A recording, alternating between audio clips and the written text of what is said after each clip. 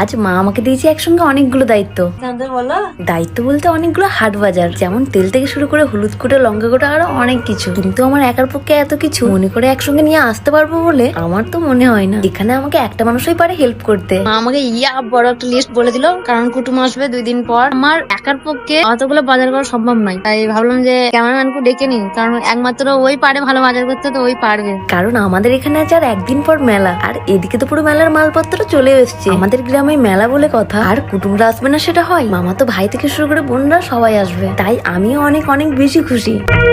তুই হাট বাজার ভালো করিস, তো আজকে আমার হাট বাজার, এই যে আমার ক্যামেরাম্যান মা আজকে বড় একটা লিস্ট দিয়ে দিয়েছে, বলেছে লিস্টটা মানে আমাকে হাতে হাতে গুনেছে।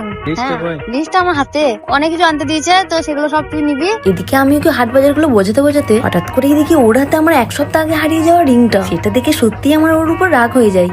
তোমরা কি ভাবো যে ক্যামেরাম্যান খুব ভালো? তো চোর চোর সব আমার চুরি করে নিয়ে চলে যায়। এটা আমি বাড়িতে কত খুঁজেছি। আমার পছন্দের আংটি ওটা। এটা আমি বাড়িতে খুঁজে মরে যাচ্ছি। এটা তুই কোথা থেকে পেলি? যাক, এতদিন পর পাওয়া তো গেছে। আর তুই আমাকে এতদিন পর এটা যত্ন করে আমি রেখেছিলাম, আর আমাকে বলছি চোর। সত্যি বলছি, আমি এই রিংটা অনেক খুঁজেছি। তুই যখন পেয়েছিস এখন তাহলে আমাকে দিস। এই এটা খুলে রেখেছিলে, আমি একটা জামার পকেটে রেখেছিলাম ওটা। আজকে জামাটা কাচতে গিয়ে দেখি যে এটা আছে পকেটে, সেই জন্য আজকে জামা নিয়ে নিই।